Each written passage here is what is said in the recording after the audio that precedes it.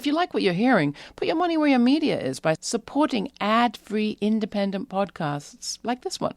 Go to lauraflanders.com/membership, and thank you.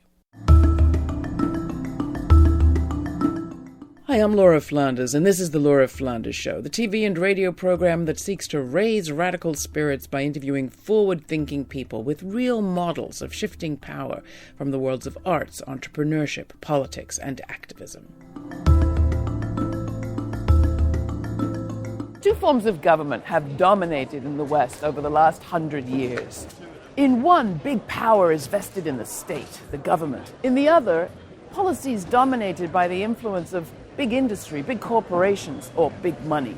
Well, 100 years after the Russian Revolution and 10 years after the financial crash, a whole lot of people all around the world are saying, are there any alternatives? Especially as neither of those models has delivered on a promise of shared prosperity.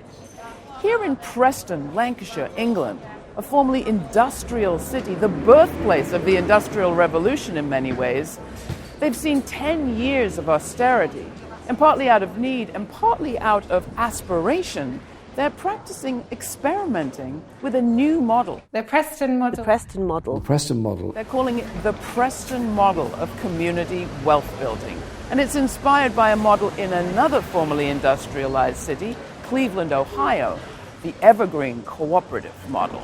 On today's program, a transatlantic experiment in cooperative community wealth building.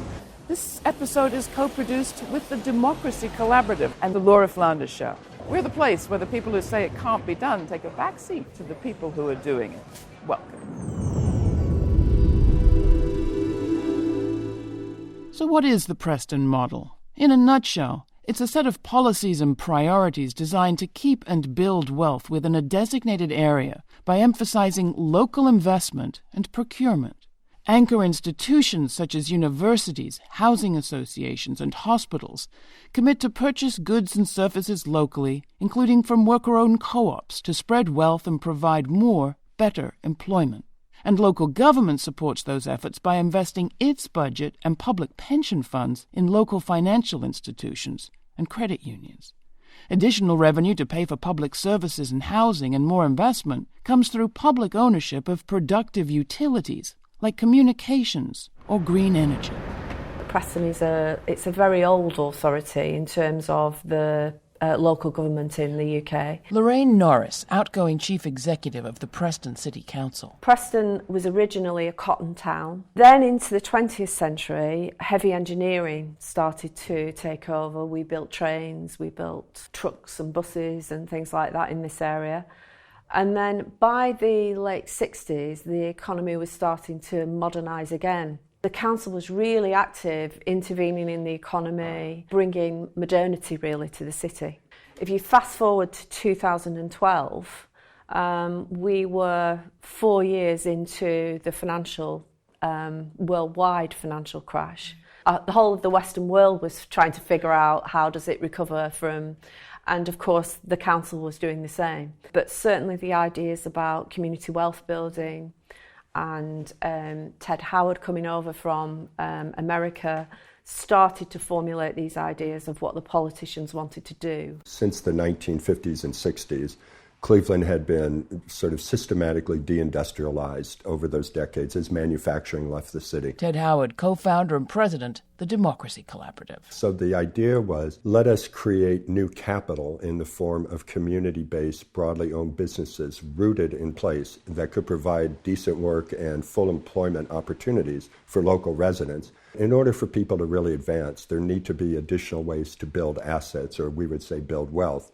And by allowing people and encouraging them to have an ownership stake in their business, as the companies succeed, they share in the profits. The thing that intrigues me so much is how far beyond anything in the United States, including Cleveland, the people of Preston have gone, both in terms of the concept, the broad vision of it, but also in terms of the actual structure that's being put in place. And it's both a testament to the sophistication of their vision and really their economic analysis of what's needed, but also to just the commitment and almost bravery of individuals who go forward and will not be turned back. So these are going to be some more new businesses here. Matthew Brown's been working on the City Council since 2002 and became its leader in 2018. His public profile's on the rise, having become synonymous with the so-called Preston model. I mean, what drives your passion to be a public servant? Well, we've still got huge inequality, and when you go up to the north of England, that is amplified, you know. We're heading towards an American situation in which you've got a small few hundred of people who tend to have about 30 or 40% of the wealth of the economy, and I don't believe you can have a democratic society if there's that wealth inequality, because you tend to have a lot of influence over politics. After the Preston model, what's happened, there's been a real push and a real culture change to actually buy from local suppliers, you know, support local businesses especially, get a real living wage, get apprentices, get environmental benefits. And there's this kind of like collaboration across the majority of the local public sector, which is really fascinating. It's bringing about results. So what does the Preston model look like in action?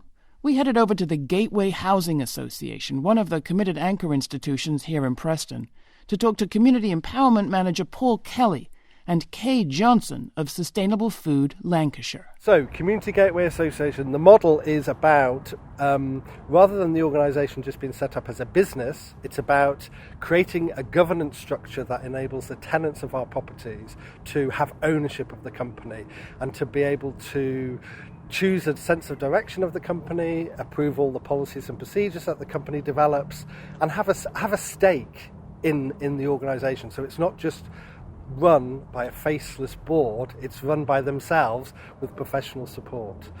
We have 6,200 tenants, properties in Preston. We have 5 of those tenants are on our board, one of whom is the chair. And I think that keeps it very rooted in this place, in the importance of this place as Preston. We're not an organisation that wants to have properties in Liverpool or Manchester. This is about Preston and the greater Preston area. And I think the model that was established here reflects the Preston model in terms of the people here saying, we want to do it this way because we want to have ownership of it. I can talk a little bit about what's happening from a food perspective. We've got food grown nearby, about 10 miles from here. The soil is so fertile that it is like some of the best growing land in the country. The produce there goes all over the country and probably further afield. And what we are trying to do is work with the farmers so it can be sold directly, first of all, to people in the communities who often don't get access to fresh local produce, but also we're looking to scale that up so that we can supply to some of the anchor institutions here. Paul and I have just been talking about a fantastic idea where we're going to be providing catering qualifications to some of his tenants so that they can get work, they can maybe work and set up a cafe here. It's a bit like a jigsaw that all the pieces are there and we're just finally able to put it all together. Neil McEnroy is Chief Executive of the UK Centre for Local Economic Strategies. He worked with Brown to survey Preston's assets and find out where their money was going. I think what's important about Preston is, the reason why we were keen on working there, is that it had 130,000 people, it was self-contained, it had a university, it had a local authority, it had a housing association. Looking at economic system change, it had all the components there, but not too complex. It wasn't like a big city or a very disparate rural area. So it had all the components right for a medium-sized city to advance local wealth building. And so we looked across the range of anchors in Preston and measured what they spend their money on, how much money is local, how much money is not local. For instance, only 5% of all of the £750 million of the 6 anchors was spent in Preston. So a 20th. After 5 years, we've seen the change from 5% spend in Preston to 18%, which is equivalent of £70 million. Many of these ideas and principles draw from other forms of collective action. Historically, trade unions have fought austerity and the concentration of wealth and power. We talked to Jonathan Grisdale of Unite the Union about what's exciting him about what's happening in his hometown. We represent workers right across the industrial spectrum. Initially, the unions didn't see community wealth building as their issue, but we're all about people earning the right wage. We're all about them having a good quality of life, supporting people to have ownership within their own community. When my union found out about it, we invited some people along to a recent conference in Preston, and they went, wow. They couldn't wait to get on board, so we've had meeting after meeting. As Labour's picked up this policy and made it part of the Labour Party policy, there is a community wealth building unit within Labour, Very much the union is tied to that policy. The biggest challenge in this country at the moment is social care. Social care is some of the most lowly paid workers, hardest working people. They're absolutely key to society. We can't move people out of hospitals into the community unless there's somebody to keep them well within the community. The care model at the moment is so tightly funded that it doesn't take a genius to predict the whole of social care could collapse on having to pay those workers what they owe them. We don't need bosses with shiny cars. We don't need people in suits. We just need people who give care. If we can support those people to give that care, if we can put an architecture in place that allows them to deliver that care without being exploited by an employer, that's union bread and butter. That's 101, isn't it? The Preston models generated a lot of excitement. What would this look like in other parts of the country? We put that question to Ornette Clennon, a researcher in Manchester. From our perspective in Manchester, one of the big things that we are learning is that the people that you're working with come with cultures and cultural expectations and various historical narratives, and all of that impacts on the participatory process itself. The question is, how do we embed culture and participation across the board? Tell me a little bit more about the Marley project. So Project Marley came out of a report in 2015, which was looking at why African and African Caribbean assets are being decimated in number. What we're finding is that certain communities, and in our community, we have a certain model of enterprise or entrepreneurial process, which doesn't always align to the sort of Eurocentric or mainstream model. So in really basic terms, a lot of enterprises within the African and African Caribbean community are micro enterprises and small enterprises. In terms of Preston, I'd be really interested in learning about the participation of their ethnic minorities. When we really get into the nitty-gritty and speak to the people who are supposed to be benefiting from this, you will find that many people are still going to be left behind. And they're going to be left behind because the whole sort of cultural narrative of who they are and where they are within their communities and the relationships they have with the anchor institutions, they haven't been dealt with. How I see this from a research point of view, forming a cooperative is great. On a practical level, that's really, really good, but you're still responsibilizing the people who are suffering from the deprivation. So there's this whole thing about resilience, because resilience basically says that you need to have these structures in place to be able to navigate the system, because it is what it is, so you need to make the best of it. And this whole responsibilization of the individual, rather than looking at the structures that govern the circumstances that the individual finds themselves in, I think is really pernicious. The model in Preston potentially is a sort of sticking plaster. So in the short term, it is really good and it is really positive. But at the same time, not instead of, but at the same time, there needs to be a concerted effort to look at government practice and look at funding allocations to local authorities.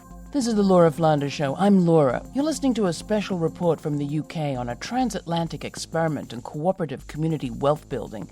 It's inspired by Cleveland, Ohio's Evergreen Co-op model. If you'd like a copy of this special program, simply subscribe to this podcast on iTunes or Stitcher or wherever it is you get your podcasts. And you'll also receive my weekly commentaries, The F Word. This week's on the bottom-up wins in Virginia's primaries that should be getting us pretty excited. The TV version of this program airs on Free Speech TV, Link TV, and in partnership with CUNY TV in New York. You can also watch at our website. That's www.lauraflanders.org. And to see Matthew Brown in action, it's really worth checking it out. While you're there, show your support by becoming a sustaining member for as little as $2 a month, or make a one-time donation at www.lauraflanders.org/donate. We can't do it without you. Now back to our UK report, co-produced by the Democracy Collaborative. Preston isn't the only place that's making noticeable moves at the municipal level. In Enfield, a primarily working-class borough on the outskirts of London, the local council has taken the area's housing problems into their own hands. I'm Aditya Chakraborty, Senior Economics Commentator for the Guardian newspaper, and we're at Debbie's Afro Hair Salon in Edmonton Green. I grew up about 10 minutes walk from here. It used to be the kind of place where working people would aspire to move to if they were on their way out of London. It used to be a place of working prosperity, and now it's a place of working poverty. People here maybe work 2 or 3 jobs a day to make ends meet, to put food on the table, keep a roof over their heads. I think a number of towns, cities, suburbs across Britain are now really understanding that the political and economic model that we've had in Britain for 40 years or so just isn't working for them. It's not delivering them wages, it's not delivering them growth, it's not delivering them political power. What's interesting, and to my mind extraordinary about Preston, or indeed Enfield, is that they're among the first to work out what their response should be. They're about active local government, doing things which are unconventional, perhaps not relying upon big businesses to come through, make a token investment, and maybe leave some small change on the counter for the people in the locality to share amongst themselves. Instead, they're thinking about growing their own businesses or about using the public sector and public purse in a more active way. This is first new council housing in 30 years. That's correct. We were facing austerity because the government said financial difficulties, local authorities had to do their bit, meaning giving us less money. Amit Eichner, councillor for the borough of Enfield and cabinet member for housing and housing regeneration on the council. That gave us problems because statutory services that council had to provide increased as a result, and we had to quickly think outside the box. We said, first, we need to start building council housing again. I always say right from the beginning, housing is everything. Housing is health, housing is mental health, housing is children's future, housing is children's achieving good results. And it goes on, the list goes on. This is the beginning of the estate renewal scheme, which is right behind us. All big estates, 4 of them, tall tower blocks, they're all coming down. And tenants in these properties are moving from that to here. But we're raising the bar of building council housing, which is quality. All these homes are now on electricity. They feed into the tariff. They have solar panels on top. And who builds them? We contract them out to a local house builders. So it's local supply chain helping local house builders as well at the same time. We intervened in the market because market wasn't working for the many. Market was working for individuals. So by us intervening, we have now kept public money in public hands. Some may call that municipal socialism. I wouldn't mind calling it either, because it's intervening at the right time and making the right decision to keep public money in public hands. So we could spend more on children's services, schools. We could spend all that money that we've saved, health. We could spend that money, older people, looking after them, rather than just making few other people more rich. This isn't a model. It's not out of a textbook. Aditya Chakraborty, Senior Economics Commentator in The Guardian. People haven't had like a whole corpus of literature delivered to them and they're following a kind of recipe. It's experiments and it's initiatives and it's things dreamt up in front of a laptop in the small hours of the morning with people thinking, well, what if I tried this idea? You've met Matthew Brown. Matthew Brown works all the hours God gives on what's happening in Preston and coming up with new ideas for Preston.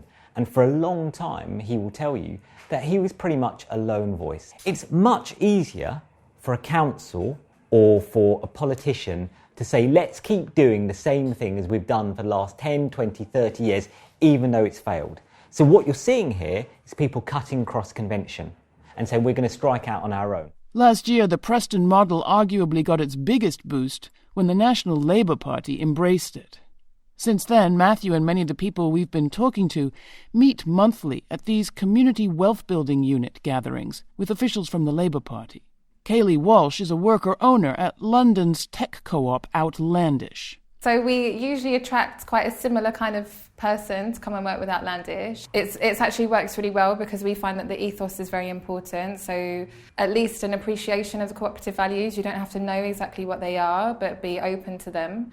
And people who just want to use technology to make the world a better place. Worker co-ops are there. The model is to prevent exploitation and to facilitate self-autonomy.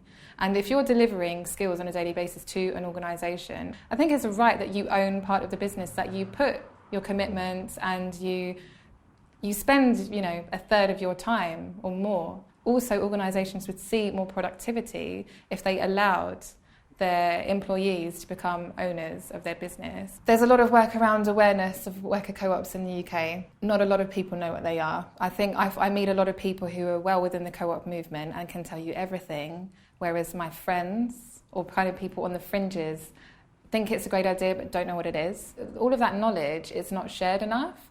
And I understand why. Thatcher brought worker co-ops to their knees. She didn't want any worker co-ops in the UK. It's quite interesting because Jeremy Corbyn is our local MP. We supported the leadership campaign and we still take care of his website now. I think it's extremely important what the Labour Party are doing, but I think that the challenges will be the general public accepting it.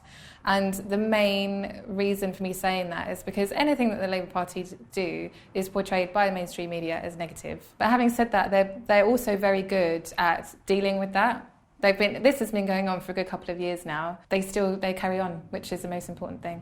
To hear from Labour directly, we headed to the State of the Economy conference to speak with John McDonnell, Head of Economic Policy for the Labour Party, and Jeremy Corbyn, the party leader, who'd become Prime Minister if Labour won the next election. So you've got a big job on a national level. Why are you paying so much attention to a place like Preston? The issue for us at the moment is we're in opposition, so we're not in government, but we are in control in certain local councils. So we can use those local councils to affect change at the local community level. John McDonnell, Shadow Chancellor of the Exchequer for the Labour Party. And if we can affect the change at the local community level sufficiently, that will enable us to build up to change at the national level as well. So Preston is an example of what you can do at the local level that we can translate into a national policy. And how does it translate into national policy? Well, what we can do is use the model in Preston to translate that into other areas and build that up. And that's what's happening. Labour councillors, Labour Party councillors who've been elected this time round are looking at the Preston model saying, I'll do it in our town as well. We can roll it out in that way. But can we share experiences, what works, what doesn't work? When we go into government nationally, we can encourage and give resources to local councils to do that. So we'll spread it at the local level. But also we'll learn some of the lessons that they're learning at the moment about how you bring procurement together in particular, so government expenditure. How do you use that effectively to ensure change? At the local level, we're talking about local investment, community wealth building. If you take that national, does it not become protectionism? Yeah, can do. At times it can do. And sometimes you might have to protect a particular sector. We've just had an experience in the UK where we were developing a thriving alternative energy sector. The government decided not to protect it from external competition, undercutting, etc., so that industry has virtually been wiped out. So there are times when, yes, you do have to protect them, and there's a time for the state to get involved, maybe not so much in protection, but for investment to make sure you have the skills and the infrastructure to compete in the market. Too many areas of our country are being held back by low investment, low quality jobs, low wages and slow growth. Inequalities of class, race and gender are very stark all across Britain.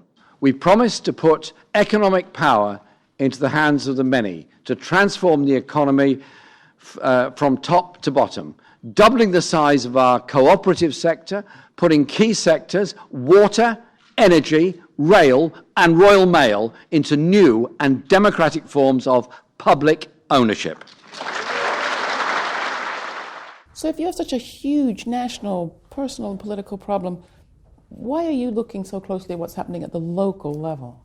Because it is about a feeling of community, and it is about a feeling of how people relate to each other. Jeremy Corbyn, leader of the Labour Party, the opposition party in the UK. So you have to have a democracy in process at a local level as well as a national level, and within your party and within your movement, that holds people to account. And so the localism is the Preston model that we're using, but we got that model, or I didn't, but others got that model from Cleveland, another place in the USA, where you've got post-industrial places that are basically regenerating themselves through local endeavour with national help. John McDonnell and I often say, it's not when I win an election, it's when we win an election. It's empowering of people. You even have a place for co-ops in your manifesto. Absolutely. Co-ops are something that's intrinsic to the British labour movement. And across the world, they're massive. There's 1 billion people. 1 in 6 of the world's populations are either users or members of a co-op of some form. So what we're proposing is national investment, proper taxation for the very richest, and empowerment of communities through local spending, local investment, and empowering people to determine their own lives. Social justice, socialism. And when people ask you about the economic argument for all of this, what's the evidence that you present in terms of statistics and data that it's working? In 2016-17, within Preston, there was £75 million we've redirected to Preston-based suppliers. Matthew Brown, leader of the Preston City Council. Across Lancashire, there was 200 million.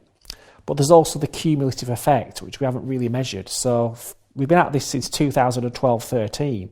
So obviously, we didn't get to that amount straight away. We had to go bit by bit. So you're probably talking about 150 million in Preston that's been redirected. But also job density. As I said, the amount of jobs available per working age person, that is one of the best in Lancashire as well, in the North West. All these things put together is putting Preston on the map. Well, looking forward, we've got a big job in our hands. First, we need more and more people to realise we are in a cathartic, turbulent age of crisis. Neil McEnroy is Chief Executive of the Centre for Local Economic Strategies. Not everybody accepts that, or not everybody wants to accept it because they're doing quite well out of this. We need to feel confident and emboldened that we can build a better world, that we can organise ourselves in policy terms and in community terms and as individuals to actually see the alternative and to start to build it. And that's, again, back to Preston, is what they've kind of thought. There was hope and enthusiasm to actually get through this mess. The Preston model, the Evergreen model in Cleveland. Ted Howard, co-founder and president, the Democracy Cooperative. They're not the easiest way to advance economic development, but they are the way to do it if you're concerned about equity and inclusion and really the long haul. Could a transformation like we've been talking about here in the UK happen elsewhere, in the US, for instance? We'll continue this reporting in the weeks coming up. You've been listening to a special report from the UK on democratizing wealth and expanding power, what's being called the Preston model. It was co-produced by the Democracy Collaborative with the Laura Flanders Show, and you can watch the whole thing on TV if you fancy at Free Speech TV, Link TV, or in partnership with CUNY TV in New York City. It's also on the Pacifica Radio Network. Subscribe to our newsletter for a heads up when Part 2 will air, featuring my extended interview with Jeremy Corbyn. That's www.lauraflanders.org. Next time, Arundhati Roy joins me right here to discuss politics in India and the US and her latest book, The Ministry of Utmost Happiness. I'm Laura. Thanks for listening. This show is produced by yours truly and Tammy Warnoff, Monica Mohapatra, Danica D'Souza, Charlotte Carpenter, Jeannie Hopper, Mira Al-Rahim, and Dominic Marcella. The program's made possible by the Novo Foundation, the Fonda Foundation, Cloud Mountain, and the Rising Fund, as well as by listeners like you. We can only do this together. Stay kind, stay curious. Until the next time, I'm Laura Flanders.